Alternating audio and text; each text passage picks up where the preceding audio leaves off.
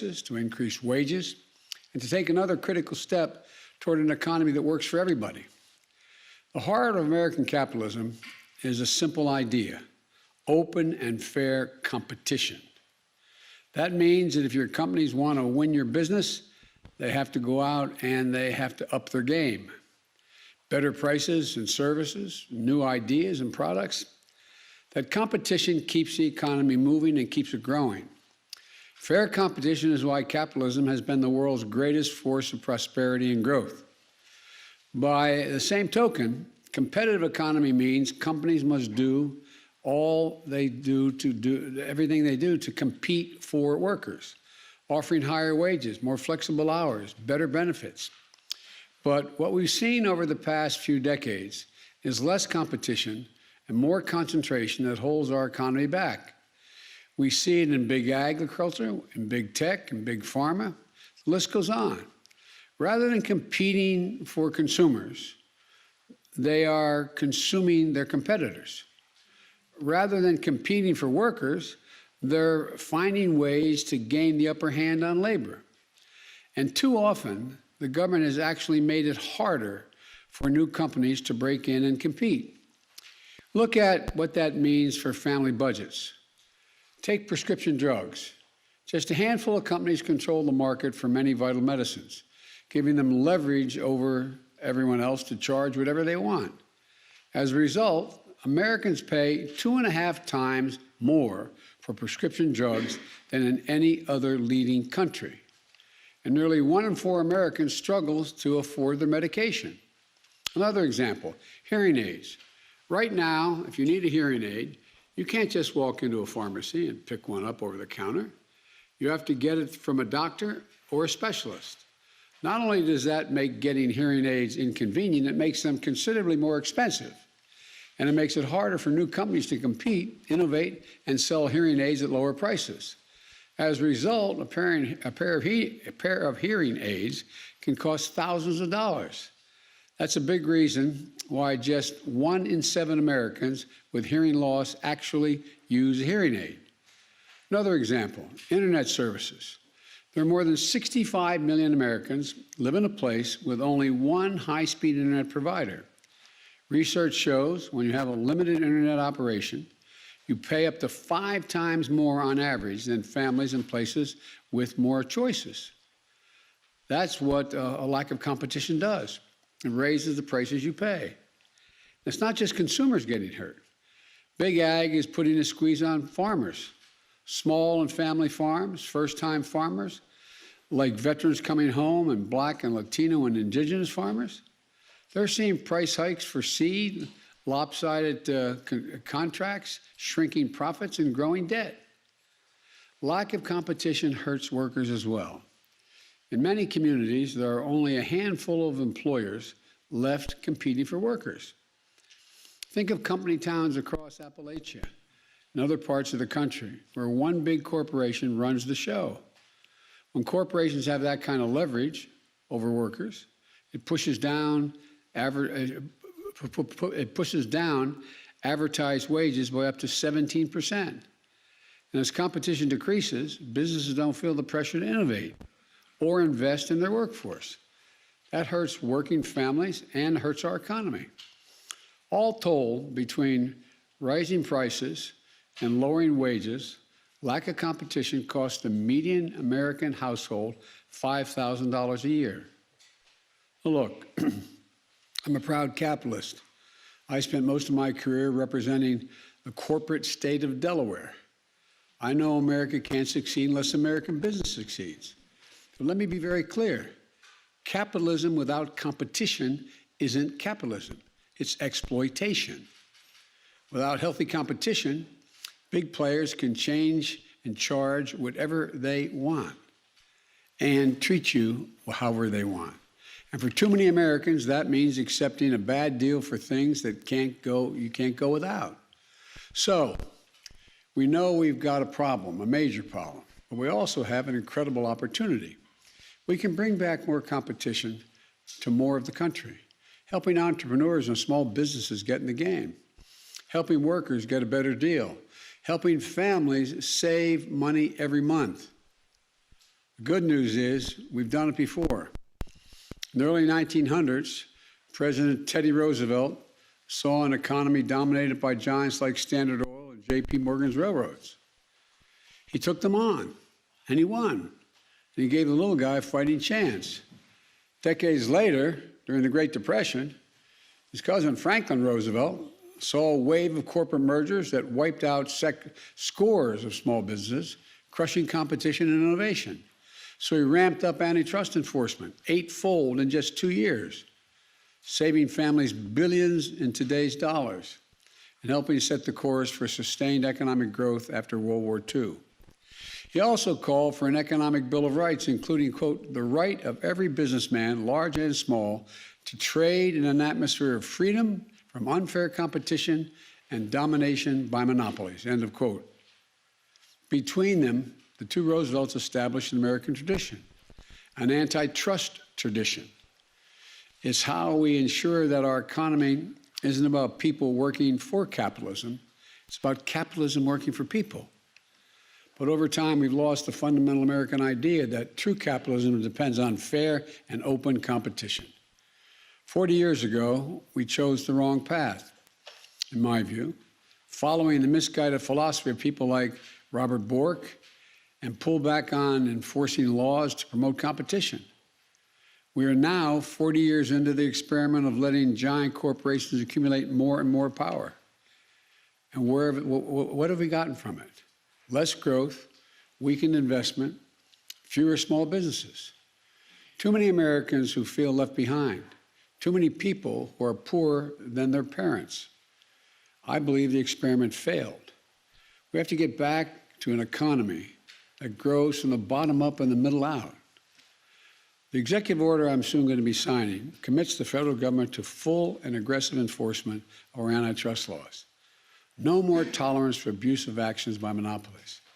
No more bad mergers that lead to mass layoffs, higher prices, fewer options for workers and consumers alike. My executive order includes 72 specific actions. I expect the federal agencies, and they know this, to help restore competition so that we have lower prices, higher wages, more money, more options, and more convenience for the American people. Today, I want to focus on 3 specific actions. First, the FDA, the Food and Drug Administration. We're going to work with states and tribes to safely import prescription drugs from Canada. That's just one of many actions in the executive order that will lower prescription drug prices. Second, the FDA is going to issue rules so that hearing aids can be sold over the counter. That's something the last administration was supposed to have done but didn't do. We're going to get it done. After these rules go into effect, a pair of hearing aids could cost hundreds of dollars, not thousands. And you'll be able to pick them up at your local drugstore. Third, we're going to improve competition for workers. I've talked a lot about non-compete agreements, contracts that say you can't take another job in your field even if you get a better deal. I made a speech, I was just reminiscing with my staff, back in 2018 at the Brookings Institution, where I talked about the non-compete clauses that were just, I found to be absolutely ridiculous, but how prevalent they were throughout industries. At least 1 in 3 businesses require their workers to sign a non-compete agreement. These aren't just high-paid executives or scientists who hold secret formulas for Coca-Cola so Pepsi can't get their hands on it. The recent study found 1 in 5 workers without a college education is subject to non-compete agreements. They're construction workers, hotel workers, disproportionately women and women of color. Think of the 26-year-old employee at a company. She's a star worker, but she isn't being treated right. She's underpaid, passed over for promotions. Competitor across the street knows it, but wants to bring her in at a higher wage, but she can't do it. Her company threatens legal action over a non-complete clause she had to sign in order to get hired in the first place. She can't afford a lawyer for help, so she's locked in. Imagine if you're in her shoes. You'd feel powerless. disrespected, bullied, trapped.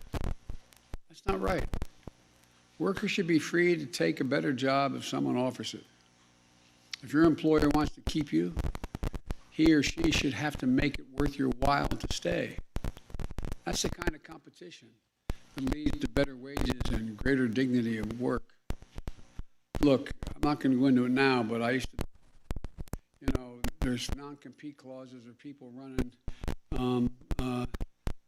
the machines that lay down asphalt. If in fact you get offered a job and you have you're in Arkansas doing it, a lot of specific examples, you can't take a job in West Texas to do it. What in the hell does that have to do with anything? No, I'm serious. Or there were clauses in McDonald's contracts. You can't leave Burger King to go to McDonald's. Come on. Is there a trade secret about what's inside that patty? No, but I'm serious. I don't know whether you do know. I didn't know till 5 years ago the incredible number of non-compete clauses for ordinary people who is done for one reason: to keep wages low. Period. Look, my executive order calls on the FTC to ban or limit non-compete agreements. Let workers choose who they want to work for. I'm also calling on the FTC to do away with certain occupational licensing requirements. You realize if you braid hair and you move from one state to another, sometimes you have to do a 6-month apprenticeship, even though you've been in the business for a long, long time. What's that all about? Military families, for example, they're often on the move between states with each new assignment. So you have a woman in the military, her husband's following her, or vice versa. Guess what? If you're a plumber, you have to get a different license when you move from Delaware to Missouri. Look, it can't be a significant burden to get a new license in a new home state. That burden can't be around anymore. It takes time and it takes money. It takes a toll on families' income while you're waiting. We should remove that barrier, providing more mobility, more opportunity, higher wages for families on the move. This is something that my wife Jill has worked on together with Michelle Obama through the Joining Forces Initiative for the military. We're going to keep that moving. We're going to get it done with an executive order. Let me close with this. Competition works. We know it works. We've seen it work when it exists. Fair competition is what made America the wealthiest, most innovative nation in history. That's why people come here to invent things and start new businesses. In the competition against China and other nations of the 21st century, let's show that American democracy and the American people can truly outcompete anyone. Because I know that just given half a chance, American people never, ever, ever let their country down. Imagine we give everyone a full and fair chance. That's what this is all about. That's what I'm about to do. So I'd like to invite the cabinet members up here. I'd like to, the Attorney General is here, General Garland, Javier. Mr. Secretary, you can come up too. I've been watching on television. You've been really good. Gina Raimondo, also Pete Buttigieg, and the chair of the FCC, Lena Khan, acting chair of the FTC, and director of the National Economic Council. Am I leaving anybody out? Anyway, come on up. This may be the first cabinet meeting we've had.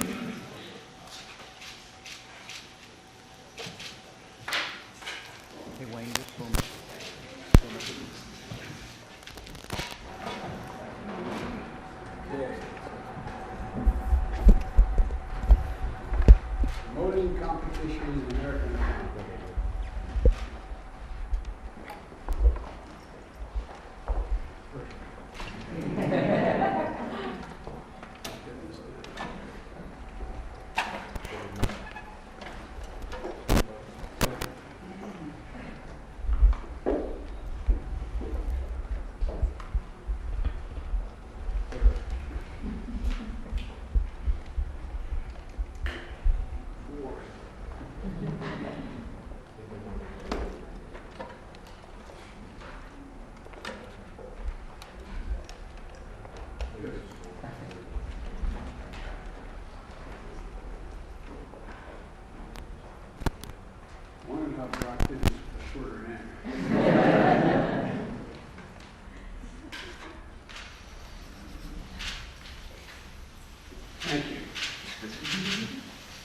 Thank you, everyone.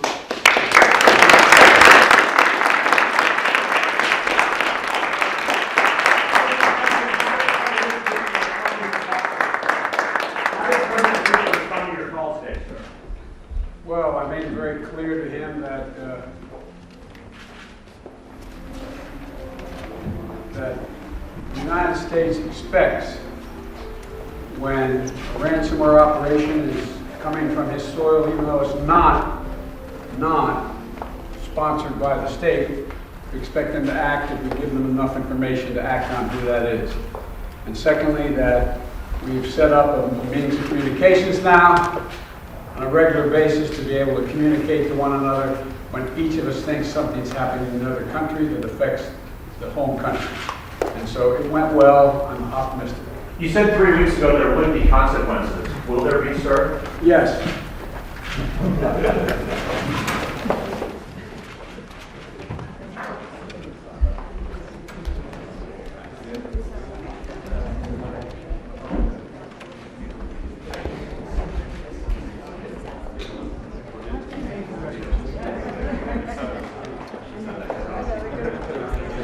All around, please.